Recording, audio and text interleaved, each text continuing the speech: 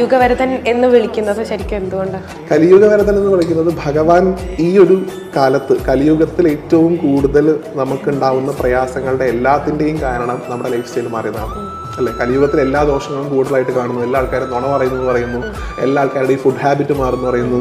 എല്ലാവരും ലൗകികമായിട്ടുള്ള സുഖങ്ങളിൽ മാത്രം ഭ്രമിച്ചുകൊണ്ട് ആധ്യാത്മികപരമായിട്ടുള്ള കാര്യങ്ങളൊക്കെ തന്നെ മാറ്റി വെക്കുന്ന സമയമാണ് കലിയുഗം എന്ന് പറയുന്നത്. നോക്കൂ, അയ്യപ്പസ്വാമി എന്ന് പറയുന്ന ഒരാൾ ഉണ്ടായിരുന്നുകൊണ്ടാണ് ഞാൻ ബിലീവ് ചെയ്യുന്നത് കേരളത്തിൽ കുറച്ചെങ്കിലും ആധ്യാത്മിക പാരമ്പര്യം ഇന്നും മുന്നോട്ട് പോയിക്കൊണ്ടിരിക്കുന്നത്. ഈ വൃശ്ചിക മാസം മണ്ഡലവിളക്ക്, ശബരിമല, ഈ ഒരു കൺസെപ്റ്റ് ഉള്ളത് കൊണ്ട് മാത്രമാണ് ഇന്നും കുറെ ആൾക്കാർ കുറച്ച് ദിവസം അയ്യപ്പന്റെ നാമം ഉറക്കെ വിളിക്കാൻ. നമുക്ക് ഏത് ക്ഷേത്രത്തിൽ പോയിട്ട് നാമം ചൊല്ലാൻ ഭയങ്കര മടിയാണ് അല്ലേ.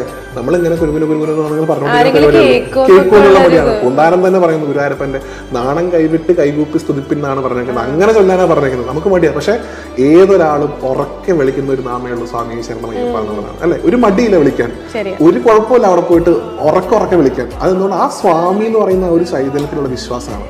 അപ്പോൾ ഈ കലിയുഗ സമയത്ത് കലികാലത്തിൽ നിങ്ങളുടെ ചര്യയൊക്കെ മാറ്റി ഭഗവാന്റെ പാതയിലേക്ക് വരുത്താൻ വേണ്ടി ഒരു ചൈതന്യം അവിടെ ഇരിക്കുന്നു. അതാണ് കലിയുഗ വരദൻ എന്ന് ഭഗവാനെ വിളിക്കുന്നത്.